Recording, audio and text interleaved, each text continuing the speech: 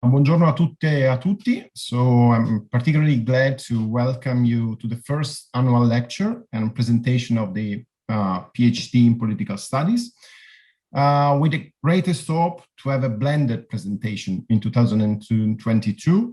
This year, we all want to be safe and healthy, and so we try to exploit the kind of digital tyranny this time, and so we have this online presentation. Today's meeting is structured on two parts. In the first part, I will outline the main features of the PhD program, and three current PhD fellows will present a kind of flash of their research project to give you a sense of research which is conducted in the PhD program in Political Studies, or POLS, as we usually call it. Then we will switch to the annual lecture by Matthijs Bogaerts. And at the end, there will be some time, hopefully, for questions and answers on the presentation by Prof. Bogaerts, whereas for practical info on the PhD, prospective students and applicants may want to contact the graduate school secretariat, and you can find the email on the website.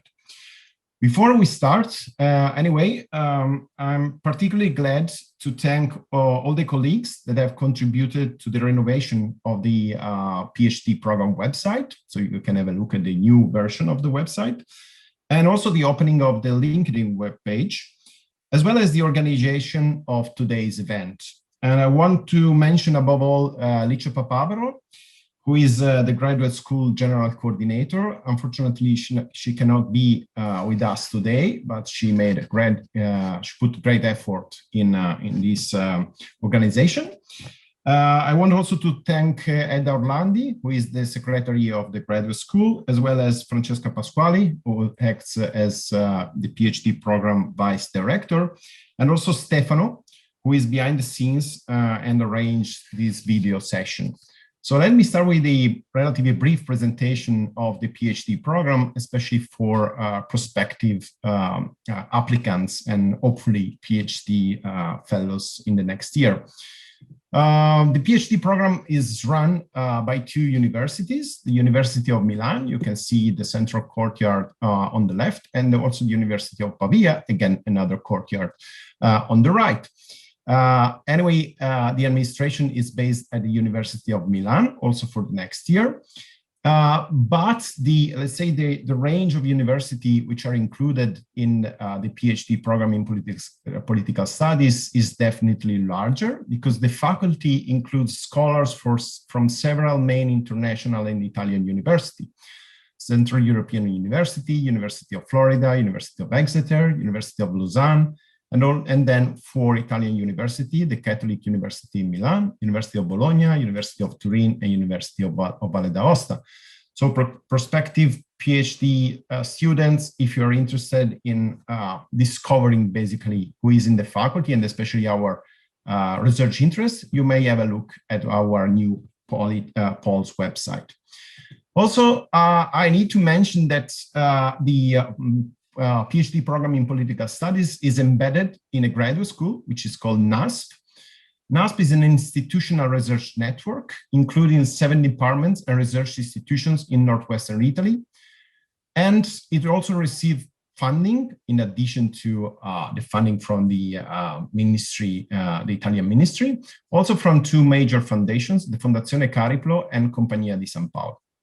Importantly, if you have a look at the NASP website, you will find 3 joint PhD programs which are offered by this network.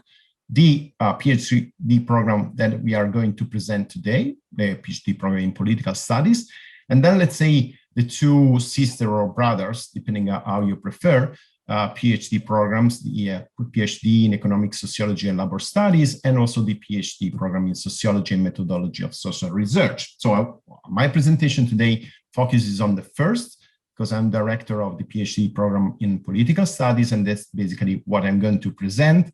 Although, as you will see, there are also shared study programs between the 3 PhD programs. So what about the first and foremost about the PhD duration? As it is always the case, or most often the case in Italy, this is a 3-year PhD program. The first year is basically fully spent at NASP, at the graduate school in Milan. It involves courses, exams, and also the choice of supervisors and project development in the final part of the first year, and possibly also a summer school during the summer. The second year is completely different because typically PhD fellows refine their projects and then they start the empirical research. And consequently, they spend part of the program in Milan, but also partly on visiting and most often abroad. They are also involved in project presentation in Milan or remotely. And they also start dissertation writing, and they attend conferences and or summer school at their choice. In the third year, they complete the empirical analysis and they write their dissertation. And finally, at the end of the third year, they submit their dissertation. And clearly, they are very welcome to attend conferences, but also present at least preliminary versions of their work at some conferences. So what about the structure of the PhD program in the first year? As I said, during the first year, PhD students are mostly involved in coursework and examinations.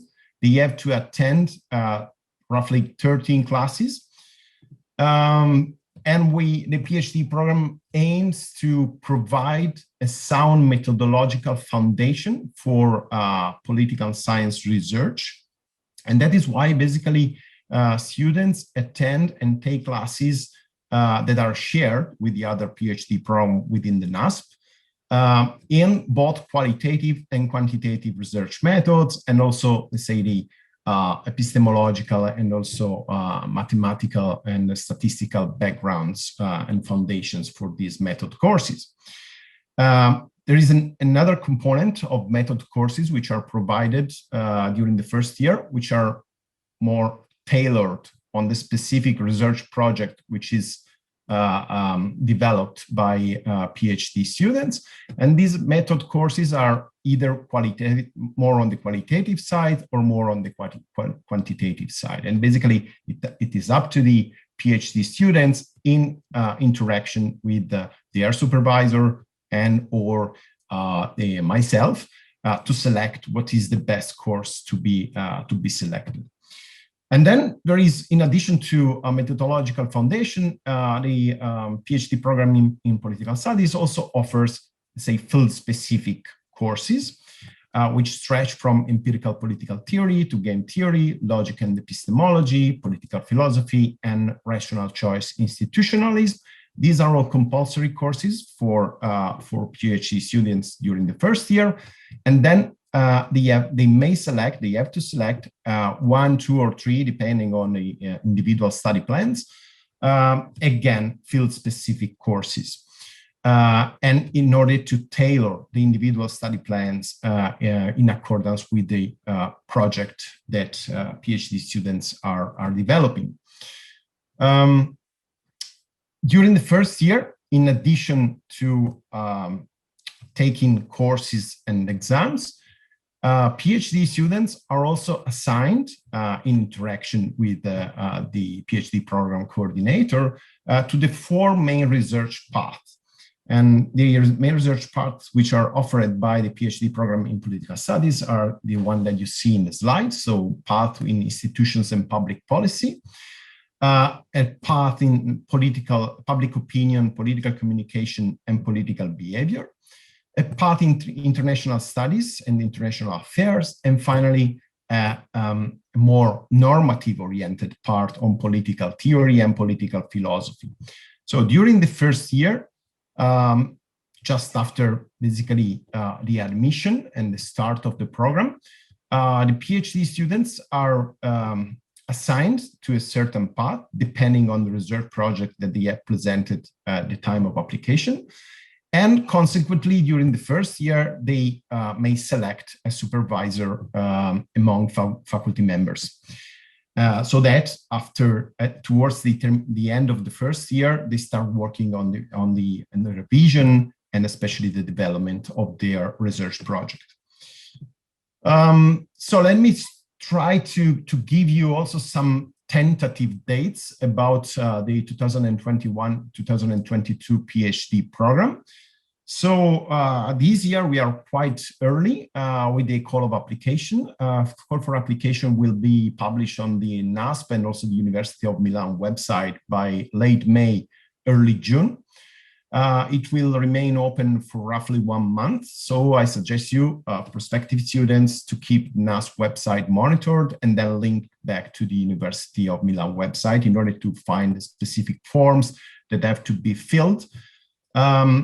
In the application process, there is no need to have prior contacts with the faculty members.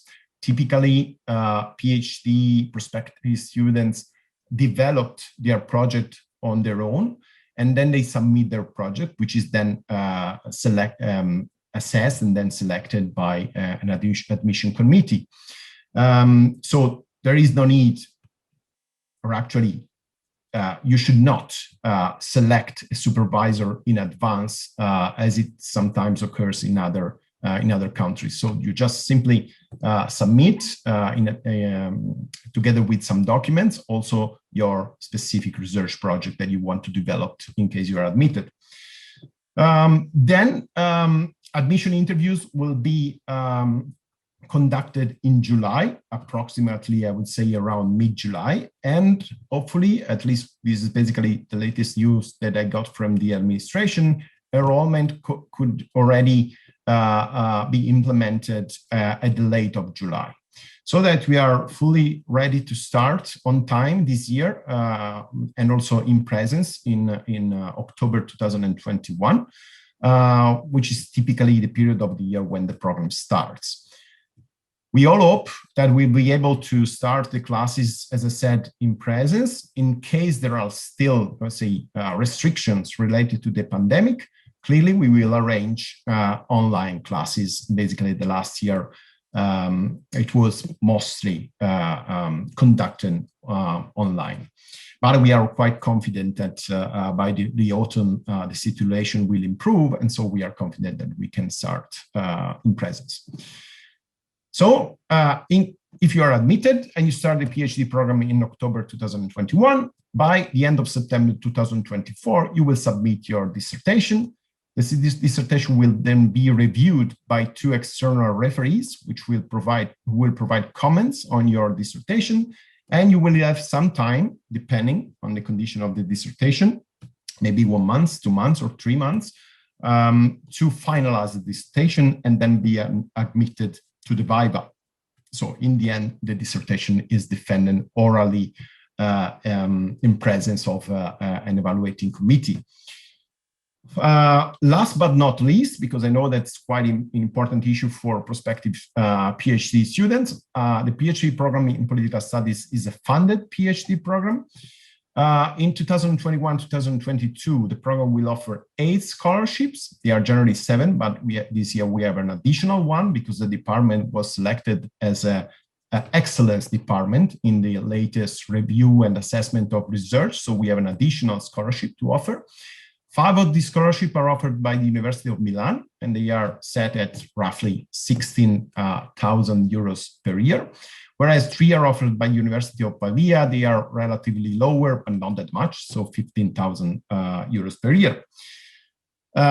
Importantly, I want to remind that in case of visiting periods and research periods abroad, the value of the scholarship amount is increased by 50%.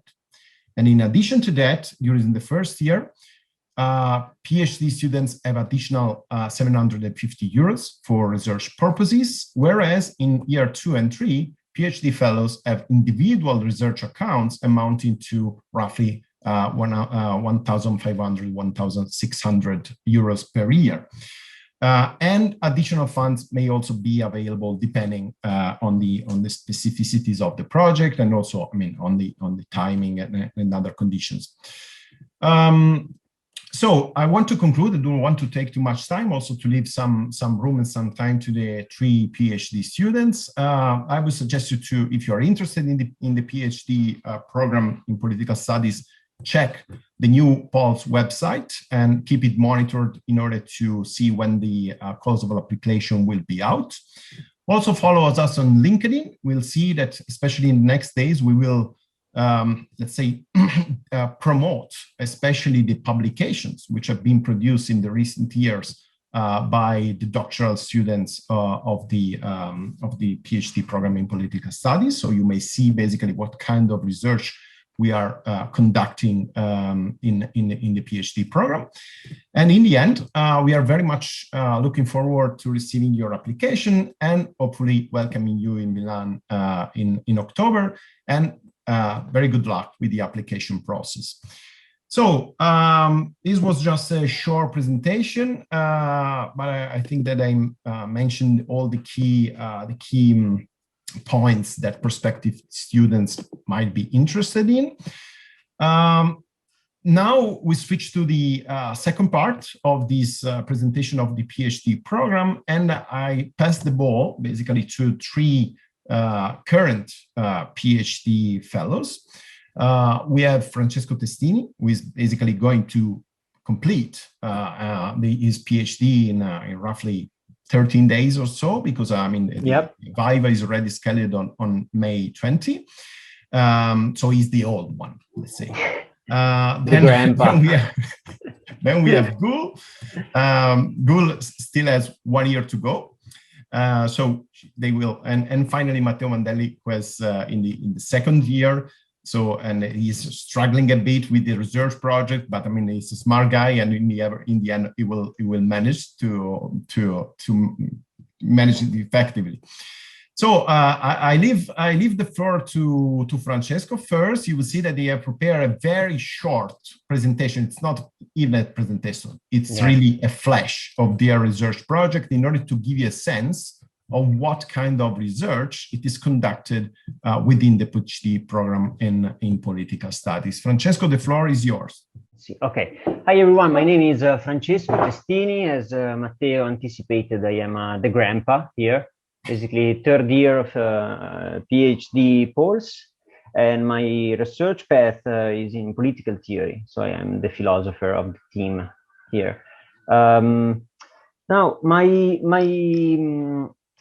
my experience with the first year of PhD has been quite rough, honestly. You might realize that with all the courses you're supposed to take, research design will proceed maybe slower than you might hope, but eventually you will succeed. It took me, for example, 1 year and a half to define a proper research path to follow. But once you do that, you can, if you apply, you can go on. Now, I will briefly present the project I devised and I'm about to defend. This was titled Crab Walking. So applying genealogy in political theory. It was a very much methodological kind of thesis. And the basic research question that I addressed was the following. So explaining how we as a society came to embrace certain norms and practices might certainly be fascinating and perhaps enlightening, but can it also tell us anything normatively relevant about these norms and practices, and if so, how? So when I settled for this research question, I was lucky enough to find out that in some remote quarters of metaphilosophical debates, some guy developed a theory which was devised precisely to make historical information normatively relevant. But the way in which the theory was framed and presented was at a very high level of abstraction. So what I basically did was what in political science it's called a theory testing format. So I took this theory and I tried to apply it in political philosophy, so to actual cases in which it might turn out to be useful.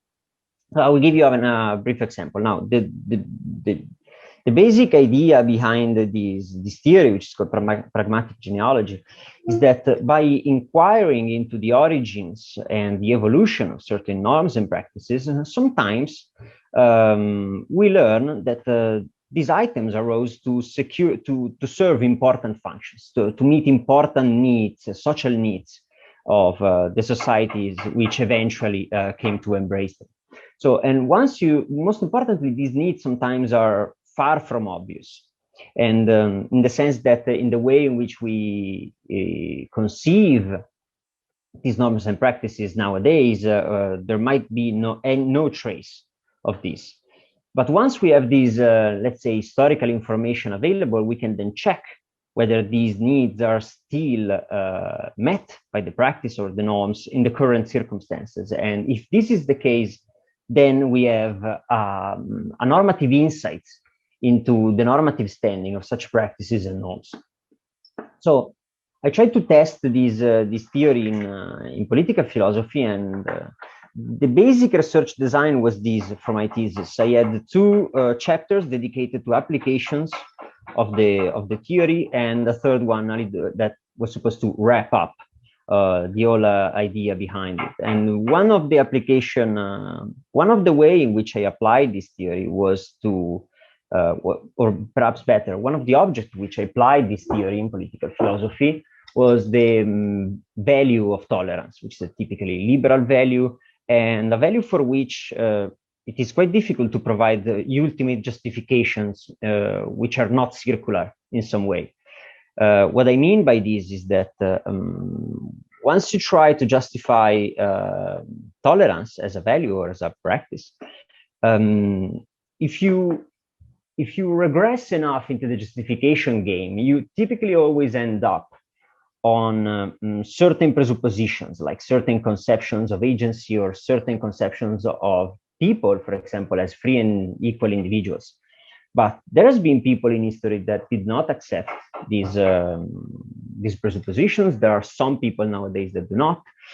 And so I showed that by using the theory, which I briefly described before, we can mount up a sort of non-circular explanatory, vindicatory explanation of tolerance, in the sense that if we take a look of how tolerance emerged, for example, in early modern European history, we can see that it arose as a tool, in a way to secure social cooperation in diverse societies and peaceful coexistence between individuals with different beliefs. And this is very much needed in the political crisis liberal democratic regimes are facing 21st century, with polarizing political discourse and whatnot. So it still has this function to play. So, and this is the very basic concept behind. Now, leaving the project behind and going a little bit into the practical aspects of my PhD career, I have been lucky enough to enjoy not one, but two periods abroad in the final year of my PhD, because as I mentioned before, I was too busy in the first 2 years to find out a proper way, a proper subject and a proper research design. And I've been to Southampton in the first trimester of 2019. And then I spent another trimester in Oxford between January and February, when COVID arose. That was the moment in which I unfortunately had to come back, and fast also. So that would be it, and I can pass the floor to Gal, my colleague, more empirically minded than I am, of course. So Gal, the floor would be yours. Thank you, Francesco. Hi, everyone. I'm Gulehena Shahzad. I'm from the 34th cohort, and I started my PhD in 2018 with a specialization in international studies. And my research path has been quite a journey, from doing a master's at Central European University in Budapest, and then working at ExxonMobil in Budapest, then moving to China briefly, and then shifting to the Milan program here.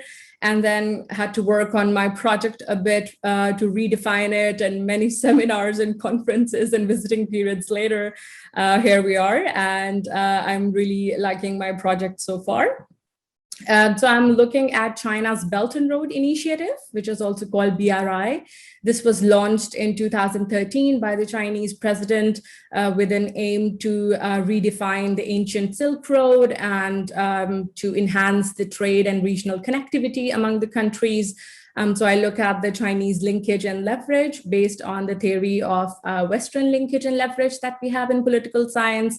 And I look at the level of democratization in the countries that China engages with. To give you a brief idea, these are the countries involved. Under the Belt and Road Initiative, China has signed around 200 cooperation agreements with around 140 countries, according to the latest estimates. And many countries are engaged in the infrastructure development, such as building roads, ports, railways, bridges. So the variety ranges from project to project and how the countries want to engage in.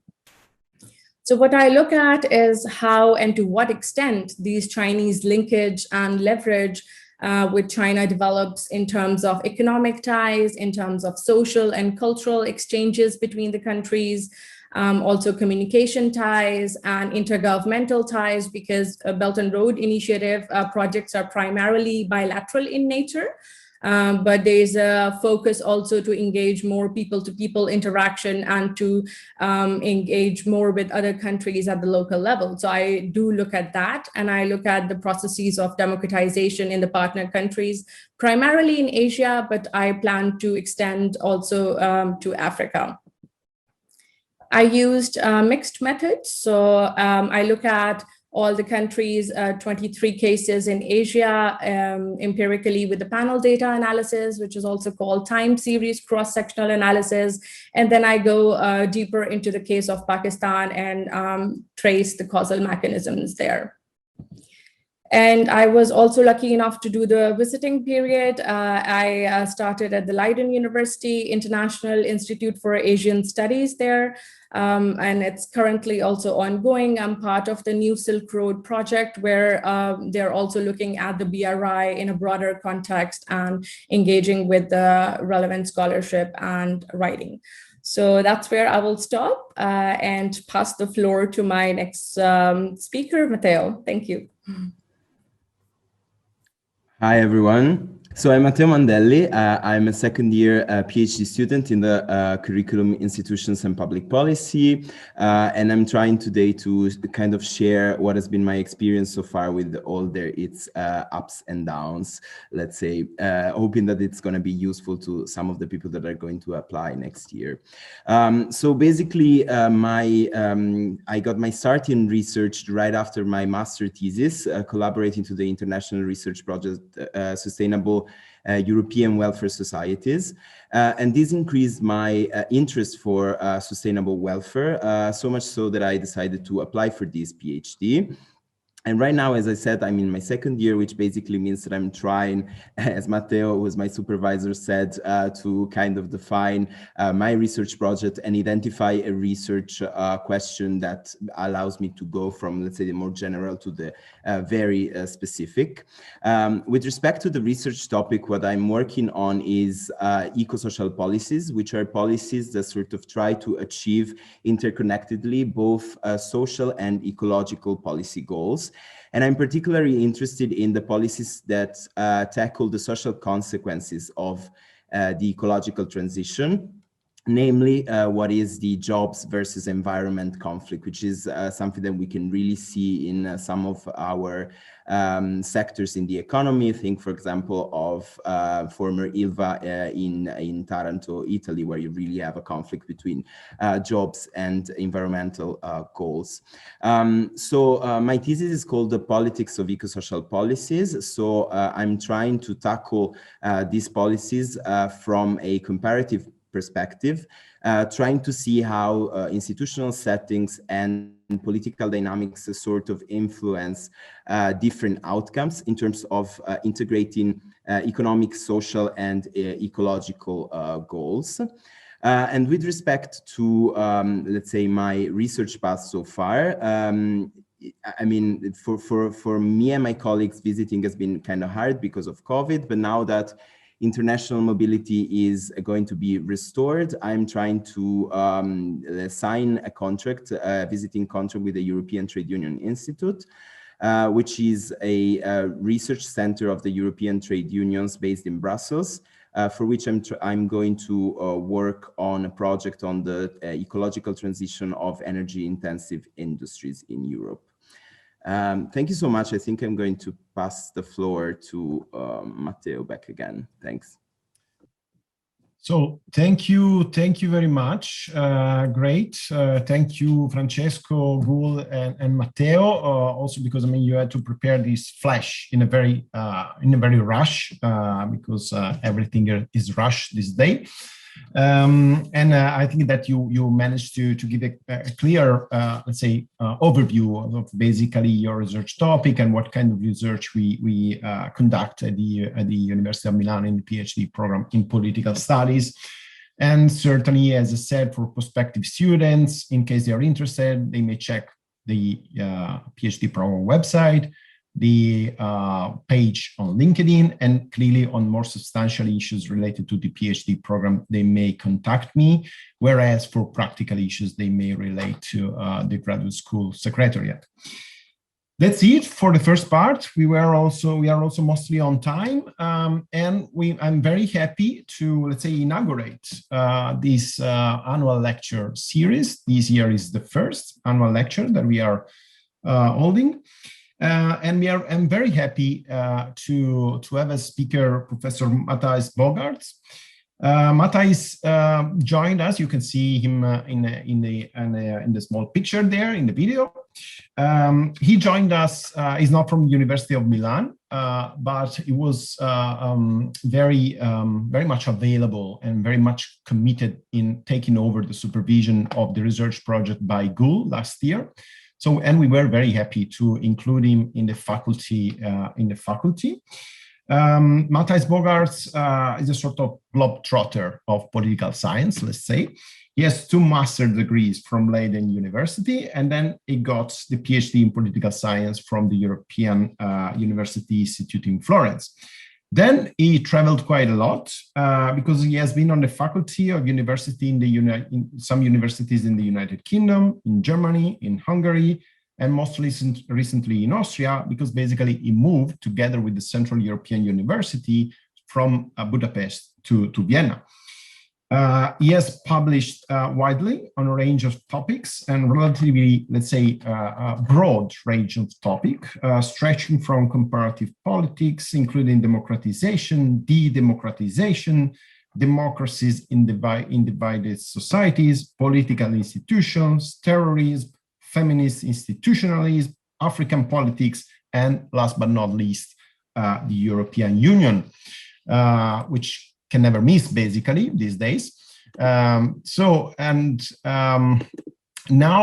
today for the annual lecture, he is giving us a presentation about the European Union constitutional past, centripetal future ?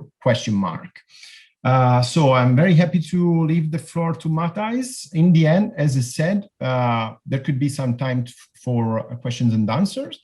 And if you want to pose a question, just raise your hand by using the raising hand function in the Zoom platform. So, Matthijs, the floor is yours. Many thanks. Thank you, Matteo, for these kind words and for the invitation. I wasn't even aware that this was your very first annual lecture, which makes it even more of an honor for me to be here with you. Normally, I would say to be in Milan, but well, that's not how it works these days.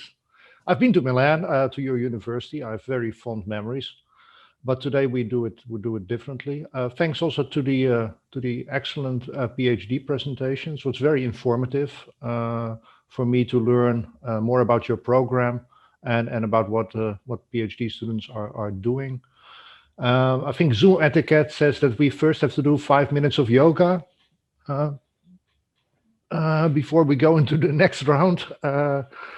But I guess we're on a tight schedule, so I will jump right in with my presentation. I'm going to share the screen with you. So, and as Matteo said, I'm going to talk for about half an hour. And please, if I take longer, mute my mic, cut me off. And then we will have time for hopefully a lively debate. Certainly, I will try my best to be provocative, although that's not immediately obvious from the title, which is rather technical and boring.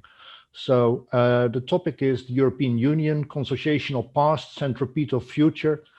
Now, if you're not a scholar working on the politics of divided societies, then, well, you might have heard about consociationalism, yeah, Arend Leipart and all that. Centripetalism, probably doesn't ring a bell, but don't worry, I will talk you through it. And I think it's serious because I see the European Union at a moment in time in which it has to make big changes. And I think political science in general, comparative politics in particular, can help in thinking through those changes. Okay, so here's the outline of my presentation.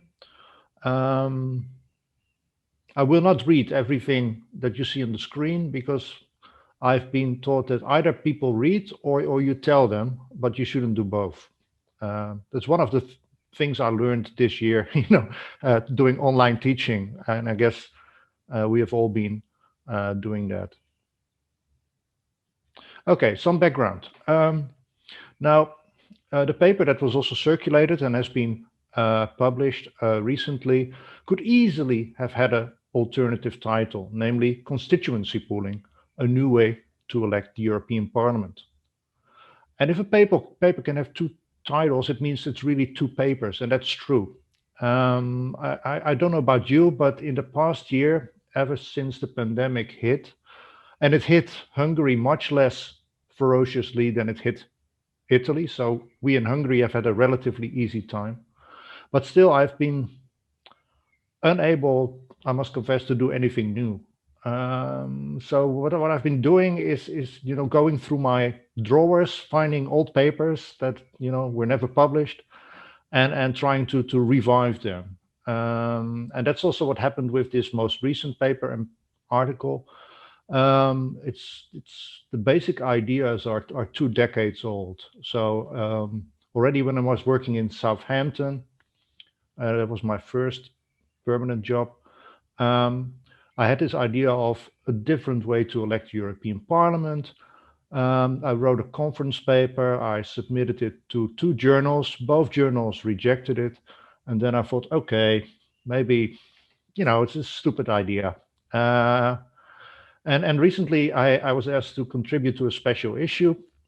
And like I said, I was not able to do something new. So I thought, okay, maybe I can revive this old, I can pick up this old paper that is almost 2 decades old now and do something with it. And then I decided, okay, maybe the way forward is to embed a discussion of reform of European Parliament elections into a broader story about the constitutional past and maybe centripetal future of the European Union. And that worked. So in the presentation, I'm going to start with how elections to the European Parliament work at the moment. Then I will talk about constitutionalism and centripetalism. Then I will introduce 2 broad sets of reform proposals before coming back to constitutionalism and centripetalism in the conclusion. But first the basics. So how is the European Parliament elected?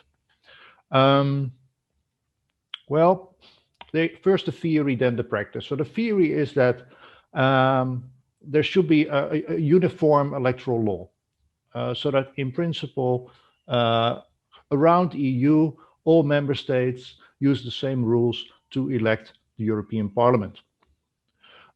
This was watered down in the 1990s to say, well, it doesn't have to be exactly the same rules. It can also be the same principles. And in practice, that means proportional representation.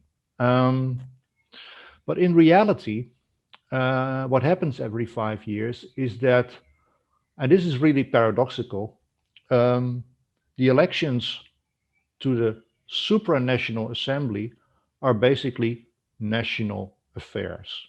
Yeah? People vote for national parties according to national electoral systems, national rules. These parties, they have national campaigns, national candidates, and the voters vote for national reasons with national motives. Yeah. So European Parliament elections are not about Europe. They're not about the European Parliament. They're much more about local national politics. And I find it's a great quote from Neunreiter. So the situation resembles that of the German Bundestag or the French Assemblée Nationale, being composed solely of members from regional parties. I find it a very illuminating analogy. And this is seen as a problem. And many want to have a genuine European party system. And then the question is, well, how can we bring that about? And in thinking about that task, bringing about a genuine European party system, I think it's helpful to go to comparative politics, and especially the literature on divided societies, and to see what insights they can bring. Yeah? As you all know, the EU is seen as something sui generis, unique, and it can only be understood by European scholars, European Union scholars, people who specialize in the EU. And there's not much interaction, dialogue between people who study the EU and people who do comparative politics more generally. And I think that these two communities, they should talk to each other, because then interesting things can happen, as I will try to show. Okay, if we look at the literature on divided societies, there are two main schools of thought: consociationalism, associated with Arend Leipart, and centripetalism, associated with the work of Donald Horowitz and more recently also Ben Riley. And consociationalists and centripetalists, they offer rival prescriptions for the institutions that divided or diverse societies should adopt. And the consociational recipe or package has four features: a grand coalition, proportionality, segmental autonomy, and a mutual veto. And as Arend Leipart himself has pointed out, it's very easy to see these four consociational features in European institutions. The grand coalition is visible in the councils. Proportionality is how everything is divided and distributed in the EU. Segmental autonomy, read state sovereignty and the principle of subsidiarity. What can be done locally should be done locally. That's subsidiarity. And then finally, the mutual veto, which we see in the unanimity required for treaty revisions and qualified majority voting on most policies.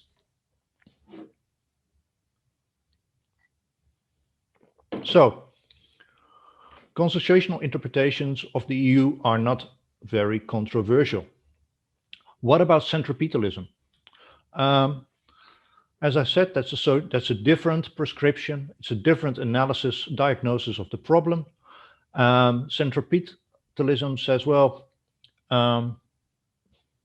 if you want accommodation, if you want a working political system in a divided society, what you should do is promote vote pooling. That's their key term. And it means that you should have an electoral system that has incentives for candidates to reach out beyond their own group. So that in order to win, it's not sufficient to rely on the support of your own people. That can be an ethnic group, it can be a religious group, it can even be a locally defined group, geographically defined group. So this is about clever electoral systems that give incentives for candidates to reach out, to broaden their appeal and moderate their stance. That's the logic. Whereas consociationalism is all about, no, it's fine, let these groups organize themselves, and then the elites, the leaders of these groups, will work together following the four consociational principles. So very different ideas about representation and political organization. And probably the best centripetal example today is Papua New Guinea, which uses the alternative vote, which is a centripetal electoral system that promotes vote pooling. Now you go, where again? Papua New Guinea, and that's their main example. Then this this school of thought has a problem. They're obviously not very effective in getting their message across, and they're obviously not very successful in finding politicians to adopt their ideas. And also, it's hard to imagine Papua New Guinea as a model for the European Union. Although, actually, we could have an interesting talk about that, discussion about that. But it would seem that's the point, it would seem that centripetalism is irrelevant for the European Union. And I argue this is not true.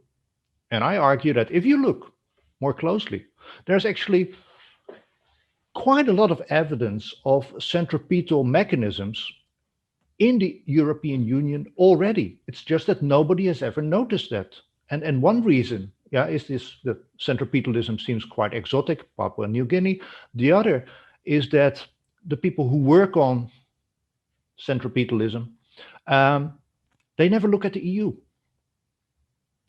So again, it's this scholarly distribution of work that is unhelpful. So if you look with a centripetal pair of glasses at the European Union, you find at least 3 existing centripetal practices. You can see what they are in the table.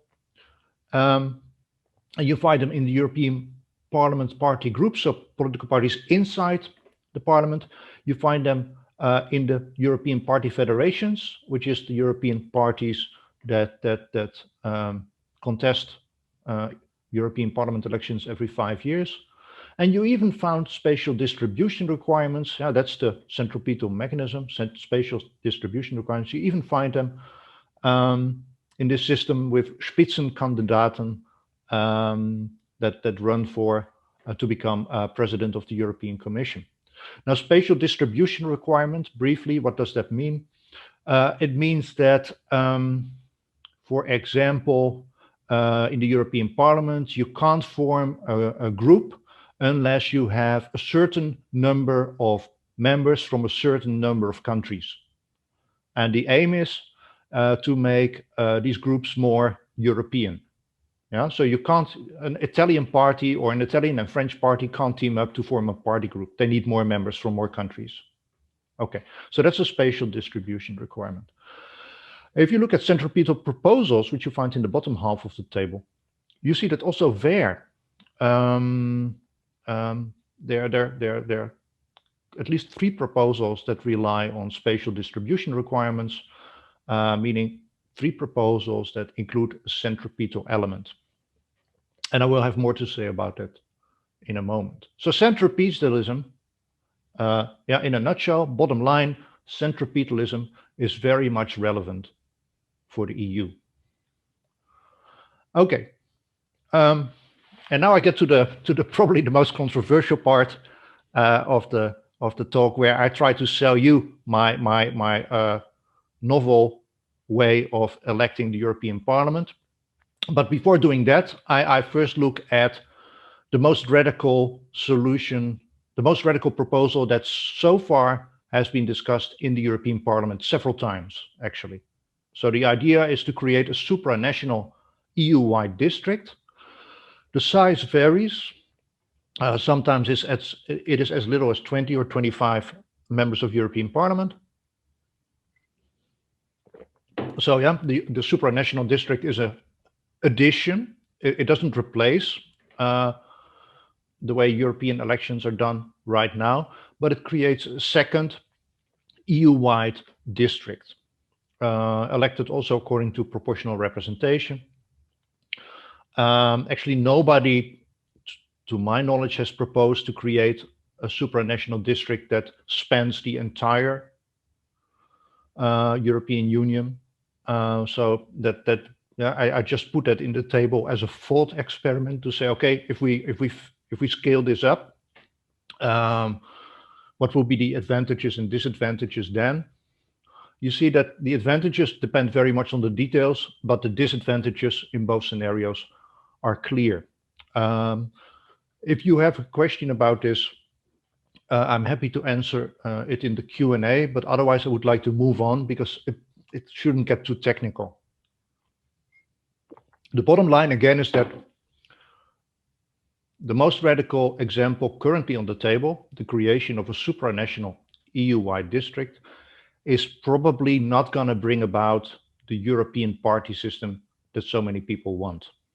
So my point is, current proposals don't go far enough. And there's a reason for that.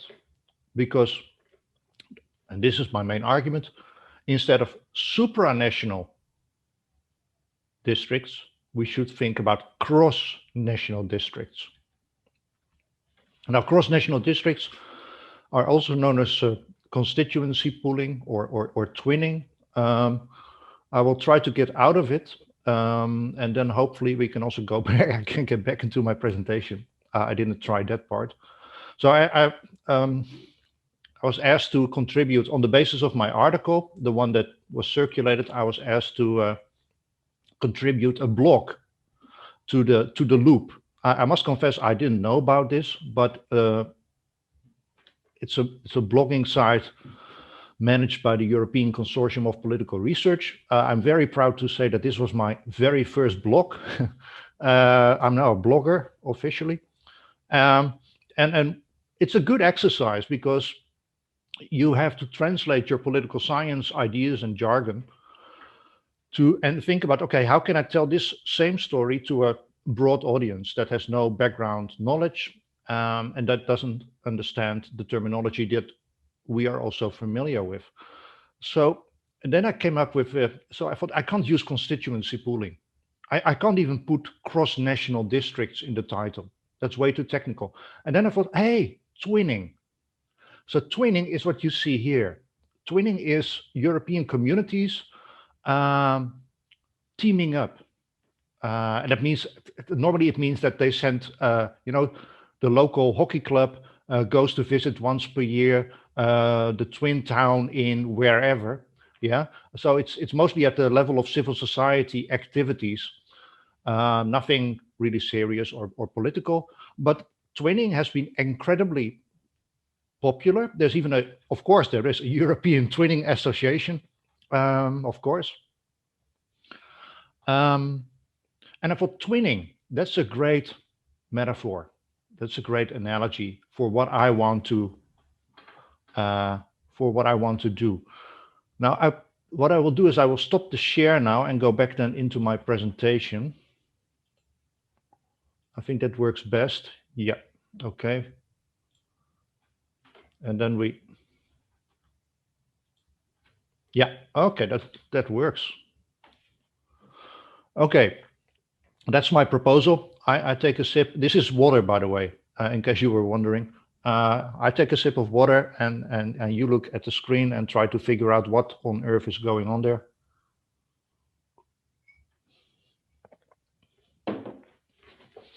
So first I showed you, this is the bottom half of the table in my article. I decided for the sake of the presentation to cut them in two. First, I showed you the upper half with information about supranational districts. And this is the bottom half of the table with information about cross-national districts. So this is completely new. This is my proposal. And as you see, if you go by column, you see the scope is the whole European Parliament. So cross-national districts would be used to elect the entire European Parliament. The district size would be multiple seats. It has to be, because no other electoral system than proportional representation is allowed. So the only thing we can play with then is, well, there are different types of proportionality of PR, STV, single transferable vote, an open list PR, or closed list PR. And then for these three varieties of PR, we can think about what are the advantages, what are the disadvantages. It varies a bit. And again, I'm happy to go into the details in the Q&A, but I think for the purpose here, we should focus on so cross-national districts elected through closed list PR. So how would this work? And what are the advantages? First, how does this work? I'm not very good with graphics, otherwise I would have drawn up a map of the European Union divided in 4 quadrants. So northwest, northeast, southwest, and southeast. Yeah, just picture this. Map of the European Union divided into 4 quadrants. And twinning or constituency pooling means that the entire European Union would be carved up in electoral districts, maybe of 500,000 voters each, because that would make sense, because there are about 700 seats to be filled in the European Parliament. There are about, 350 million voters. So that means, 700 districts with 500,000 voters each. And here comes the trick. From every quadrant, you pick one district and you twin it, you pull it, you connect it with a district from another quadrant. So picture that. So if you picture this, you see these lines, these connections across Europe. And then together, in the most simple example, together, these four districts together would elect their members of European Parliament. So this could be voters in, say, Dublin, metropolitan Gdansk, rural Portugal, and Thessaloniki, together forming a constituency, together electing their members of European Parliament. And just imagine what elections would look like in that case. Because political parties, candidates would have to campaign simultaneously in different corners of Europe. Now, the only way they can do that is by having a truly European election campaign about European issues. Because the good people of Thessaloniki may care about some things that wouldn't interest the people who live in metropolitan Gdansk. You need to find themes that are relevant to European citizens across Europe, across the Union.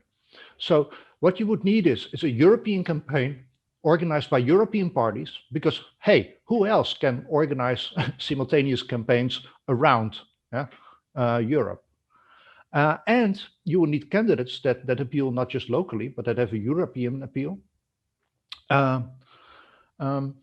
So you need truly European parties with European candidates and European campaigns. And at the same time, you also need to have these parties. They can't just float above the electorate. These parties need to have a presence on the ground, because otherwise, how can you run the campaigns locally? So I think it's a win-win. It's a best of both worlds. It's a truly European party system, the kind of party system that so many people say they want. And it makes use of grassroots organizations. Of course. Now you can say, this sounds wonderful. Can you tell me an example of where this has been practiced? And this is the slightly embarrassing part. No, I can't. And I also, I tactfully did not mention where this idea comes from in my article, because I think that knowledge would have, it's not beneficial for getting my ideas adopted, because who came up with this idea of constituency pooling? The Ugandan dictator, Milton Obote, in the mid-1970s, when Uganda was a one-party state. I can't go to Brussels and say, you know what you should do? Follow the ideas of a Ugandan dictator. This will solve your problems. That's not a good pitch. Okay, so don't tell anybody. So that there's no track record. That's how we got there. There's no track record. I don't know if this would work as described, but at least I think it's worth serious consideration. And in the table, I say, well, the advantages are that the result, overall outcome, will be proportional. It will provide geographical linkage. It will strengthen European parties, and it will require an EU-wide campaign. Okay.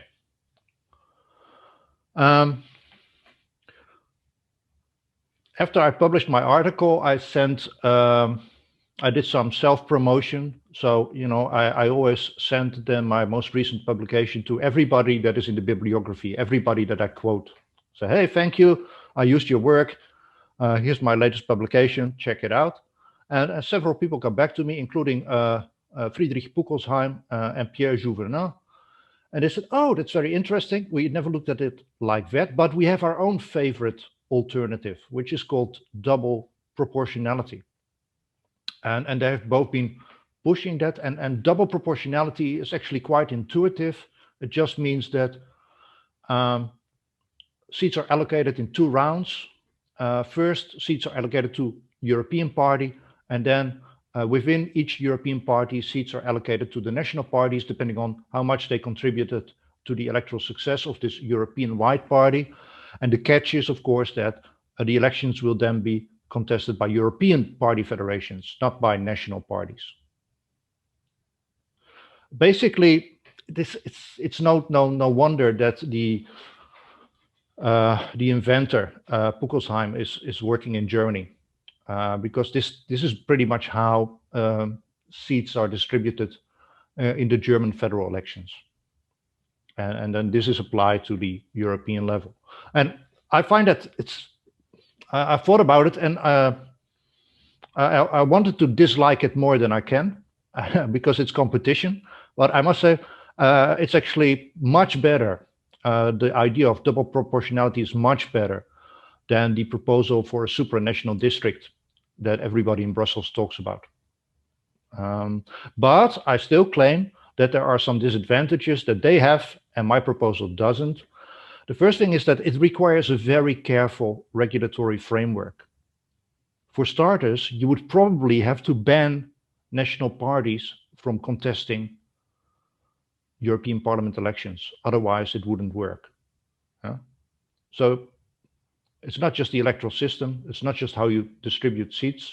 There's party regulation that needs to be thought through. Then, depending on the regulatory details, it's not clear how much elections would actually change. And my fear is that they could still be very national in character. And finally, what it does, as so many other proposals, is it increases vertical linkage.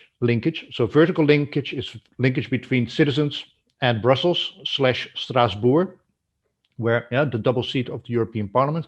So it increases vertical linkage, but not the kind of horizontal linkage that my proposal tries to create through constituency pooling/twinning. And I think vertical linkage is the unique selling point of my idea of cross-national districts. Okay, final slide. I'm looking at my watch and I think I'm good with time. So centripetalism, and this is an observation, plays an important role in the EP's institutions, and centripetal elements also play a role in current reform proposals. So centripetalism is very much relevant to understanding the present and the future of the European Parliament. And this is a surprise. My prediction is that centripetal elements will become, in fact, ever more prominent in the European Parliament's institutions. So the balance between consociationalism and centripetalism will change. And then, of course, this results in a question: what will be the relationship between the European Union, between the European Union's consociational and centripetal elements? Now, I wrote about this in a other publication, an article from 2019, where I showed that, contrary to the expectation, actually there are many countries, many political systems, especially in post-conflict societies, that combine centripetal and consociational elements. Again, that was a bit of a surprise because in the literature, consociationalism and centripetalism are always described as complete opposites. But in reality, you see that politicians, institutional designers have combined elements of these two. And then I came up with the metaphor of friends and foes. So how do these elements work together? How do they relate to each other? Do they reinforce each other, like a win-win situation? Are they friends, or are they foes? Like, do they work at cross purposes? And now in the EU, I think what we probably see is a third scenario, with consociationalism and centripetalism being flatmates, meaning, you are PhD students. Most of the audience consists probably of PhD students or aspiring PhD students. Now, I don't know how the situation is for you right now, but certainly when I was in Florence, students were renting apartments together. and then you each have your own room and some common space, so you meet in the kitchen. So that's and this could be the story of consociationalism and centripetalism in the European Union. Yeah, they each have their corner in the institutional framework. Centripetalism being more important in the European Parliament, and consociationalism, the consociation of states, being more important in the Council. So maybe that's the story. But there's a funny thing. I need to share this, and then I stop because I presented this paper, well, the early version of this paper in Canada, and most of the audience was North American, and they said, well, what is the difference between flatmates and foes? Apparently, they had very bad memories about their student days when they had to share a flat with other people. So they really couldn't understand the distinction between flatmates cohabiting the same space and foes, enemies. Okay. Well, maybe that's different for Europeans. I certainly always got along very well with my flatmates. Okay, that's it. Thank you for listening. Grazie a tutti. And I look forward to a discussion. So, Matthijs, thanks a lot. Thanks a lot for your inspiring presentation, especially for those who do not work on, EU representation mechanism and election procedures and so on. I think that we can open the floor. I see also in the audience there are scholars, colleagues that work on EU policy making, EU legitimacy and legitimation processes, legislative procedures, but especially elections, political representation mechanism. So I wonder whether there are any questions on your presentation, but also from PhDs and from prospective interest students. I mean, we are happy to welcome your questions, and in case you can raise your hand, and then I give you the floor. Okay, Dina. So Dina is one of the current PhD students. She just started this year. So please go ahead. So thank you for your presentation. It was more interesting than I thought it would be. I have done an internship in Brussels, so I worked with the European Parliament, and what I have observed the most was that how individual European Parliament members, their relationship with EU partners, particularly trade partners. I'm from Kazakhstan, and EU has an enhanced partnership cooperation agreement with Kazakhstan. And because of this partnership, there are some instances where European Parliament members tend to downplay or whitewash images of Kazakh dictators and also other countries, for example, Azerbaijan. It's so-called caviar diplomacy.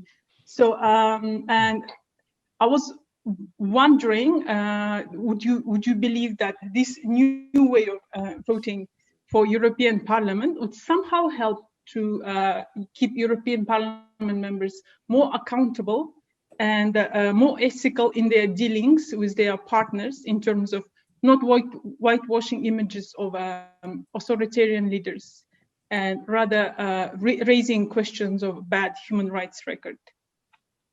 Thank you. Okay, thank you. The short answer is no, of course not. This will not make members of European Parliament more ethical. It will not change caviar diplomacy. That's a new term, thank you. It sounds very tasty. More seriously, I mean, the European Parliament is not involved in diplomacy, right? That's the European Commission. But normally the European Parliament is more critical of human rights violations than EU diplomats, right? So in that sense, I would actually say that European parliamentarians have or can afford to have higher ethical standards than those who actually are in the front line of diplomacy. And I don't think electoral reform of the kind that I put on the table is going to change anything about what you just described. Yeah, the position of the EU, the attitude of the EU towards dictatorships like Kazakhstan, and the balance between human rights and economic interests. So then the question would be, can any institutional reform address the issues that you raised?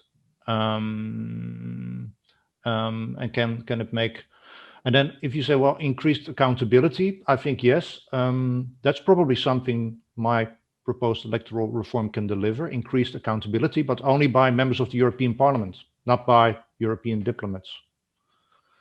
And then, okay, accountability, that's of course fine, but how much will European voters be directed in their decisions by what is going on in Kazakhstan?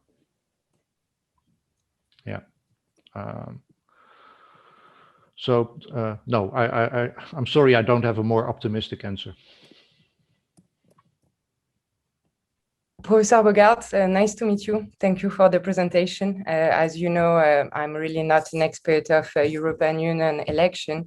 So I had a practical question. How would you choose a district connected and twin together? Would you mix places with different electoral results, like one where right-wing parties are elected and another with left parties elected, so that we have mixed results and the competition is even more interesting? And I have a very naive question. Even if it would reinforce the links or flight mates, as you said, relationship between candidates and elites, when we talk about citizens themselves, isn't there a risk that while campaigning, the candidates anchor their claims into ideological and national issues? For example, one in Athens will campaign in France and, not really talk about European issues, but anchor them into national context, and then go back into the problems that your solution has to resolve. That's it. Thank you. Thanks, Roma, for two excellent questions. Yes, how to twin? How do you select which the constituents that are to be twinned or pooled? I always get this question, and my usual answer is doesn't matter. And then people get really upset because they say, of course it matters, of course it must matter. So let me rephrase my answer. I would say there are two ways to go about it. One is that you let this be taken care of by a computer program, randomly, random selection, random connecting. And the other would be that you first agree on some criteria, and then you apply the criteria systematically. And the authority to do so could be the European Boundary Commission. Yeah. In analogy to the kind of boundary commissions that you have in any country or system that has plurality elections in single-member districts. So wherever there are districts, multiple districts, there needs to be a decision on how to draw the boundary. And I'm agnostic. I say I can't think of criteria. You made a suggestion. Yeah, you can say, well, maybe it's interesting to look at past voting records. And then we twin green voters in Baden-Württemberg with areas that support the ruling party in Poland, and yeah, so that we get this sounds really dubious to me, but that would be a criterion. So that's random connections or random twinning or according to some criteria. These are the two options. What is very important is that the constituencies have to be of roughly equal size, because otherwise there will be a violation of the principle of one person, one vote, one value. Yeah. So I think the size of the districts is more important than the composition of the district.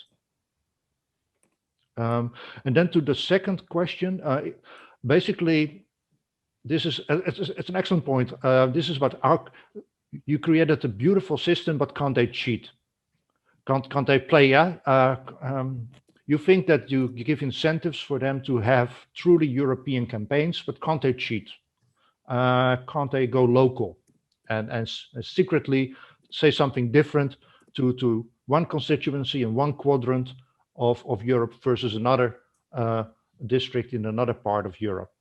I think with the kind of transparency in social media that we have nowadays, that would be very difficult to sustain, first of all. And secondly, and I'm sorry, I haven't talked about this before, but it's implicit in this notion of horizontal linkage.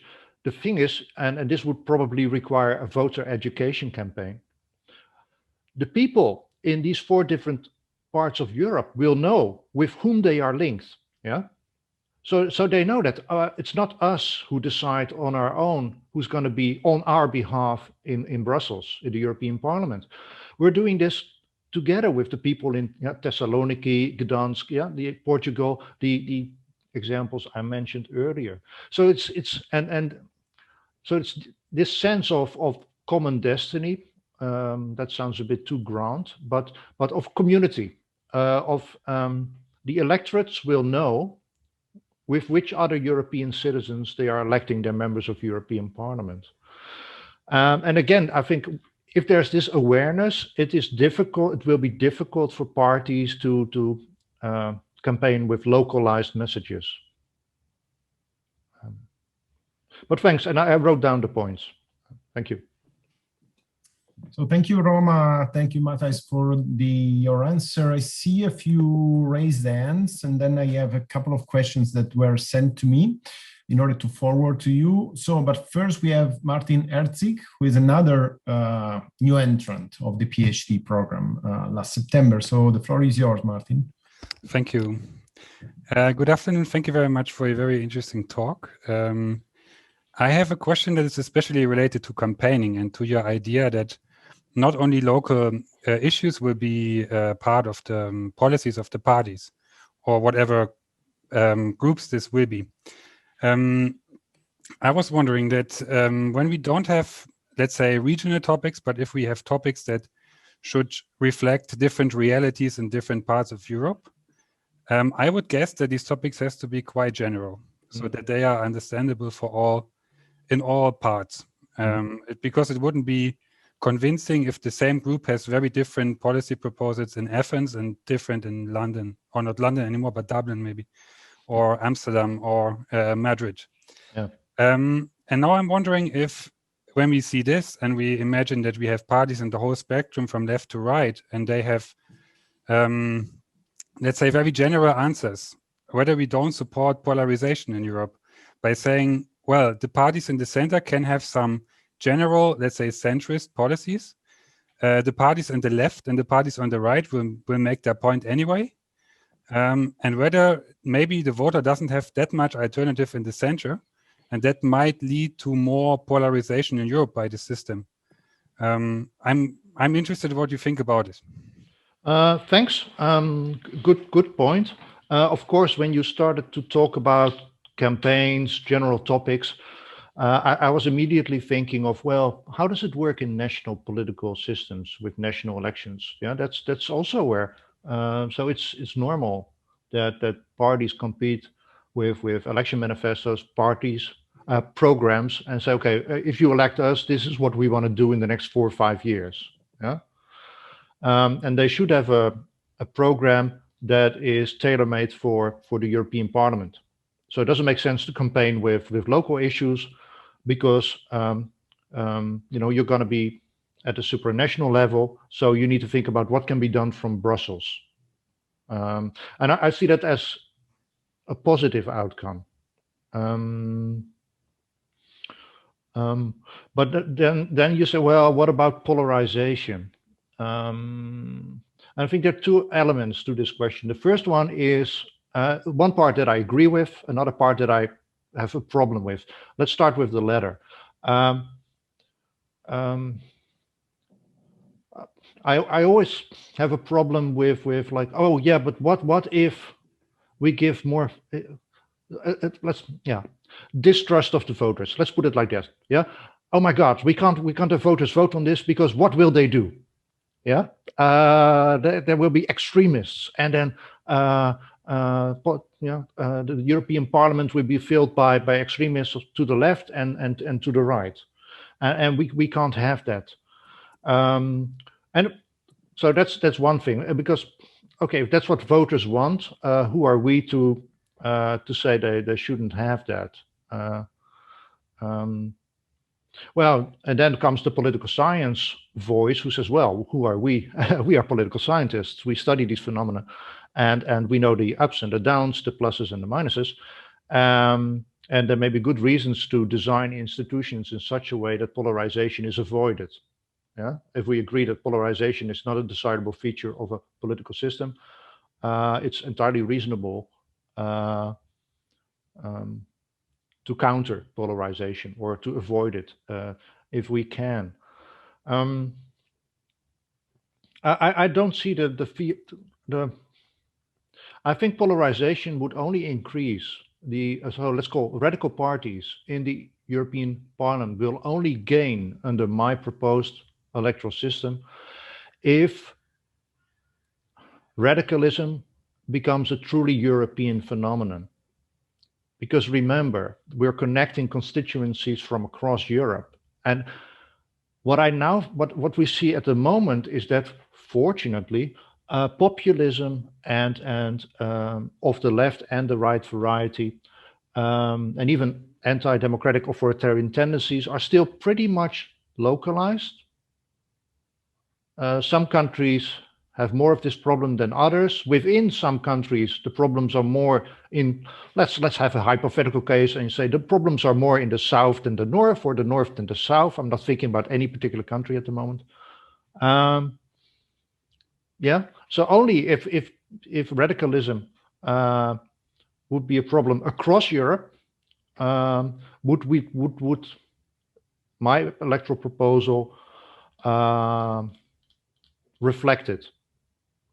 But if that is not the case, actually, my proposal may make it more difficult for extremist parties to get into the European Parliament, because only extremist parties with truly cross-national support, yeah, would be able to win with constituency pooling. So this might actually, and I'm very happy you asked this question. I didn't think about this before, but now I'm becoming ever more convinced of the merits of my own proposal, which is always nice. So I think my proposal, because it forces parties to have truly European support, would make it more difficult for extremist parties to get in. We should have talked before the publication. This would have been one more advantage to mention in my paper. Okay, thank you very much. Thank you, Martin. Thank you, Matis. There will always be a next publication for sure. I hope so.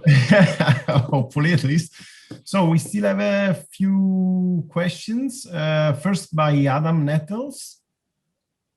There we go. Okay. Hello. First, thanks so much for your presentation. I have a bit of a different perspective on this proposal. Please pardon me, my specialization is not in European elections.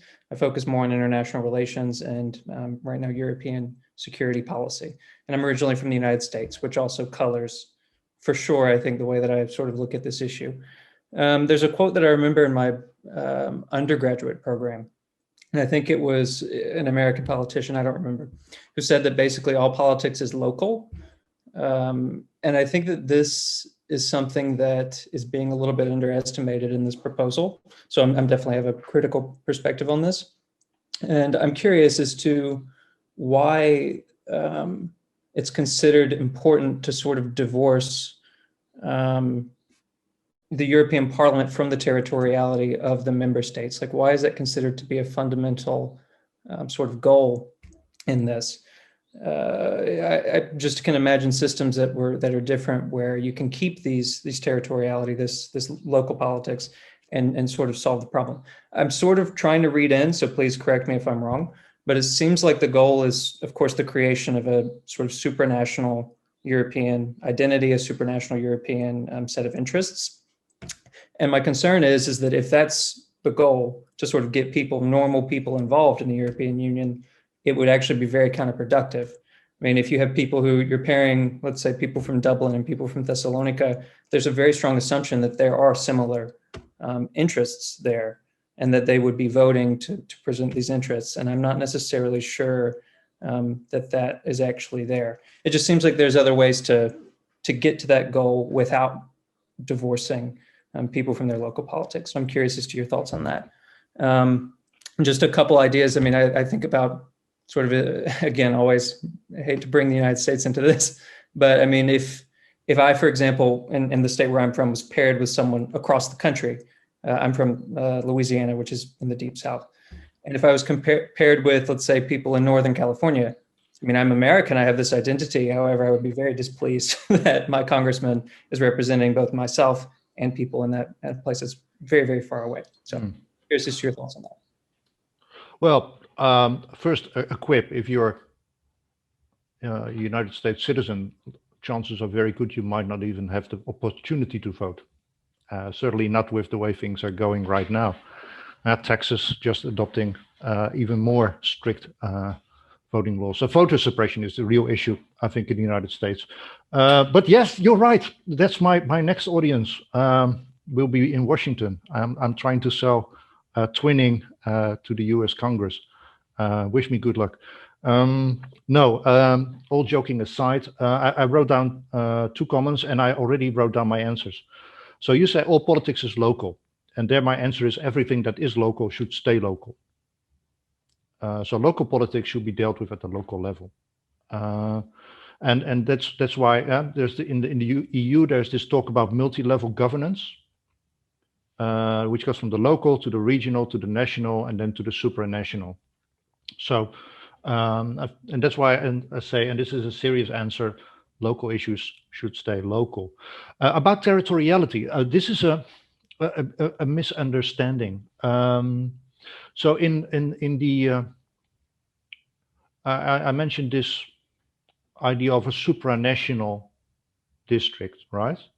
Maybe 20-25 members of European Parliament elected there. Now imagine that. So you have a continent with some 350 million voters electing together in one Europe-wide district 20-25 members of European Parliament. What is the geographical connection there? Where's territoriality in that proposal? This is as abstract as you can get. There are no direct ties there anymore between voters and their members of parliaments. And in general, in discussions about how to elect European Parliament, territoriality, apart from member states, apart from the national, territoriality, as you know it, because you're used to local constituencies, territoriality plays no role in European discussions. It's not important. And certainly it's nowhere near as important as it is for US Americans and for British voters who vote in single member districts. So I completely understand your point and where you're coming from. But my proposal is the only proposal that actually takes territoriality serious. It gives it a twist by emphasizing these horizontal linkages. But even so, voters in Thessaloniki and Dublin, to follow up on your example, they would know that they have people representing them in Brussels. And that's maybe people that also have a sense of doing constituency service. This kind of linkage, territorial linkage, is completely absent from any of the other proposals for reform. So I think my proposal scores actually quite good in this respect. But thanks for bringing up the point. Thank you, Matis. So I have a few questions that were channeled through the chat. So let me forward them to you. And then I see there is still Marco Giuliani and Fabio Franchino, and see if anybody else wants to intervene. So I read the 3 of them so that you can see basically which one you want to respond and how much time you want to devote. So the first is by Mert Yavuz. First, how can we mitigate the politicians' efforts of gerrymandering, or whether the system that you propose could prevent gerrymandering? Mm-hmm. Second one, can this proposal help to increase the quality of deliberation in the European Parliament? And then from Aubrey, from Zambia, my question is, based on your extensive study in this area, would it be a bad idea for the EU to adopt the modus operandi of the African Union in terms of choosing the members of the Assembly Parliament?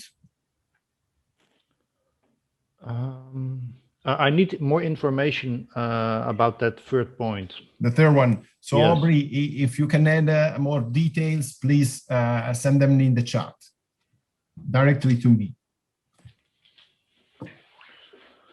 Okay, starting then with the first two questions. Gerrymandering, this goes back to Roma's point about how do we identify, delineate, demarcate constituencies, and how do we link them? And I can only repeat that the most important principle there is to have districts of equal size, and this should probably be done by a European boundary commission to make sure that there is no gerrymandering. Quality of deliberation, will it improve by adopting this new way of electing the European Parliament? Okay, I could be cheap and say, well, what do you mean by quality of deliberation? I know that, and what I also would need to know is, are you a deliberative Democrat? Because then any kind of representative democracy will never yield the kind of high quality deliberation that you think is necessary. So that's difficult to say.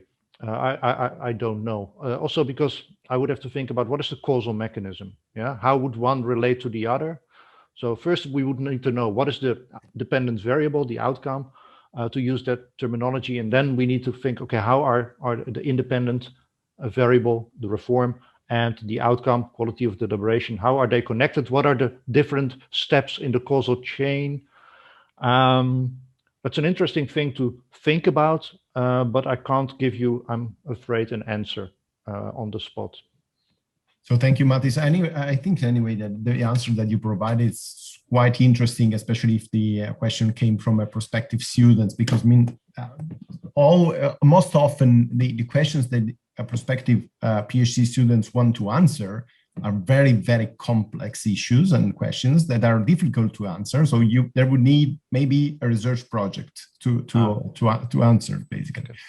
So let's step on. I have a couple of more questions. First, Marco Giuliani, and then Fabio Franchino, please. Okay, thanks a lot for your presentation. I enjoyed it very much. I also found your recipe intriguing, maybe because I'm not as imaginative or creative as you are, but still I don't buy it in a sense. And my first suggestion would be to try to sell it to the Belgian government, by the way, so close to Brussels, so to the European Union, because apart from the fact that Belgium used to be considered in 1968 one of those centripetal democracy by itself, and afterwards one of the prototype of consociationalism, they may have the same kind of problems in the sense that they have some problem of cohabitation and maybe cross regional district, which is a sort of gerrymandering for active purposes, may suit them even more than European Union.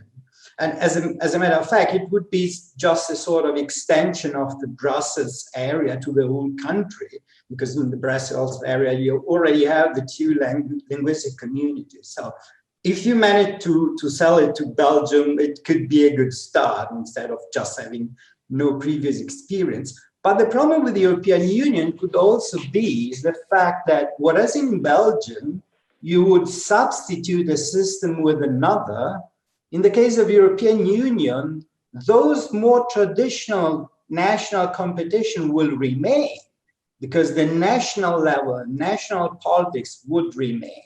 So my impression is that that kind of proposal not really strengthen the party system, because the party system is structured at the national level. It's like some parties floating above the citizens, so not really strengthening the relationship between the political elites and their constituencies, but just finding some minimal denominator of very vague interest. Maybe because Europe, as you were saying, is already vague enough, or in terms of immediate interest. So I'm not so convinced about that.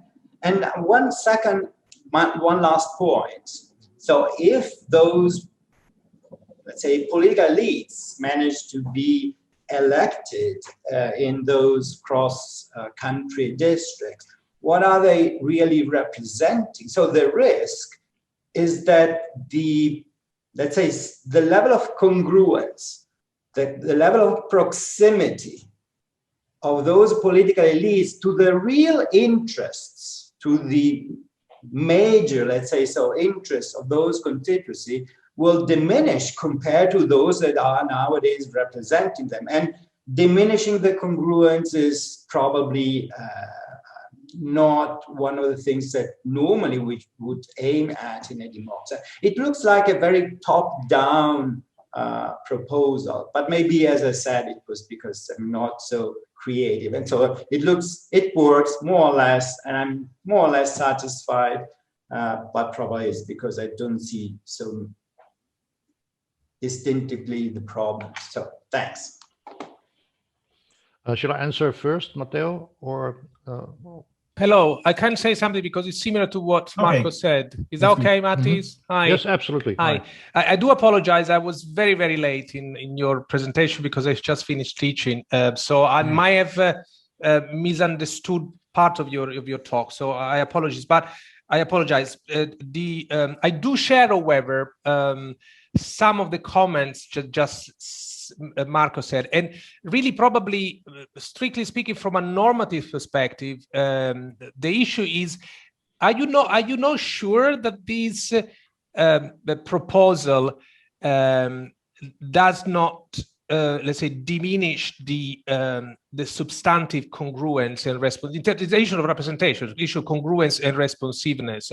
I wonder whether your proposal might have a negative impact of that. I mean, that could be a potential criticism, and I wonder how you if someone makes this criticism to you, how would you address it? Because I think it's a fair point, and the fact that also Marco said it says probably I felt that it was in the right direction.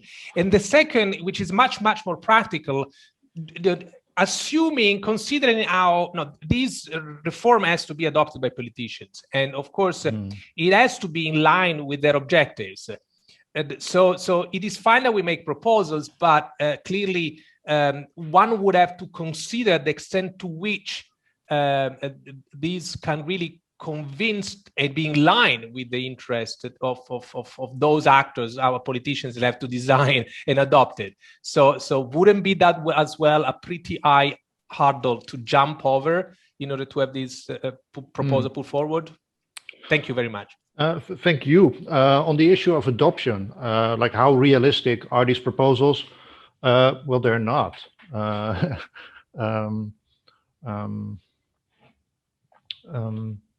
Well, that being said, also because this is going to be recorded, right, and it will be on the internet. So if anybody from Brussels is watching now or in the future, I would love to explain my ideas to you and talk about modes of adoption. And what we know is that the first thought on current members, on the mind of current members of the European Parliament is, what will this mean for me? Would I get elected under this new type of system?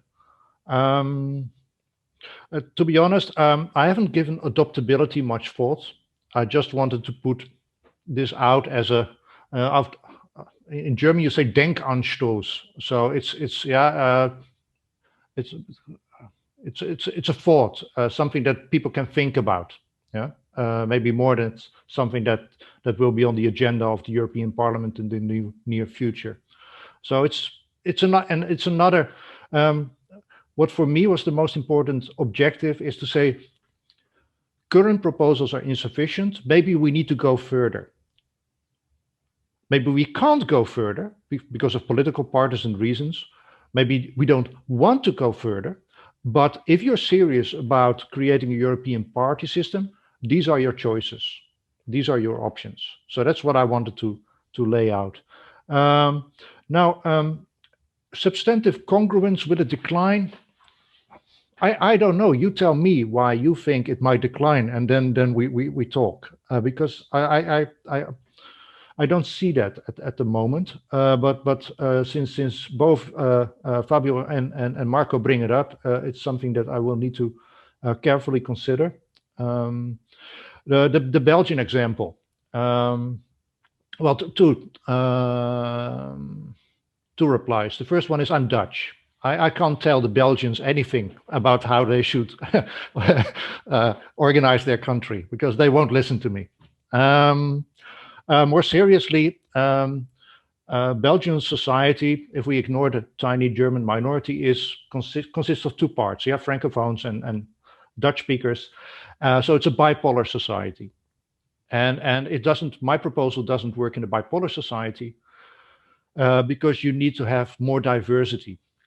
And the European Union has plenty of diversity, but just think about it.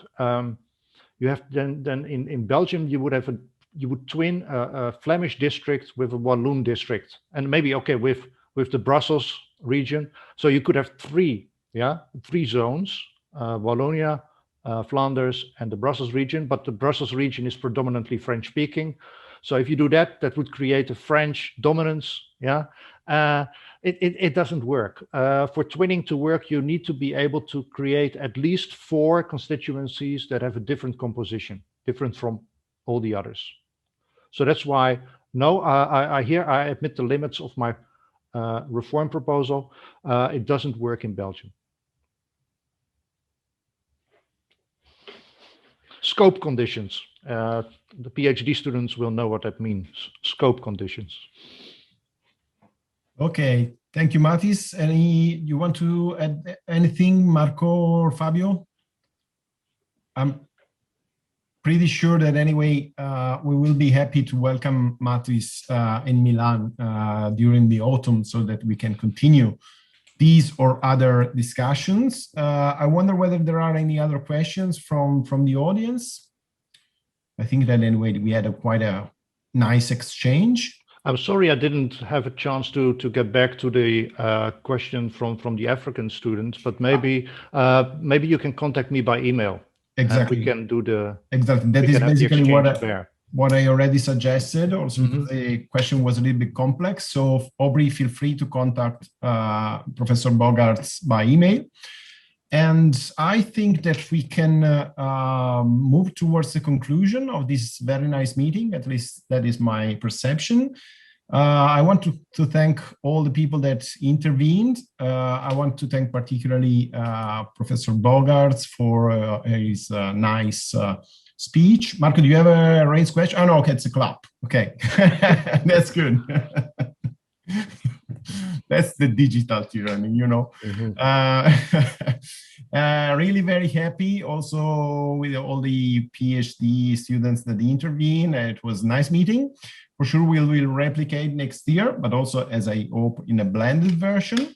Let me finally share the screen with this final slide in order to tell prospective students that, I mean, they are free to contact the graduate school secretariat. Ed Orlandi will be very happy to answer all your questions, especially the practical ones, basically. Whereas if you want to if you need more information about the study plan, the organization of the PhD program, and more substantial issues, you may freely contact me, and you may find my email on the web. Anyway, this recording will be uploaded on the new PhD program website, and you may find all the information and emails there, together with the profiles of the faculty. So I really thank everybody, and especially in addition to Matthijs, Gul, Francesco, and Matteo for the very nice presentation. very nice flashes, and good luck to everybody with good hopes to get out of the pandemic first, and then for prospective students to be admitted to the PhD program. Bye-bye. Thank you. Thanks a lot.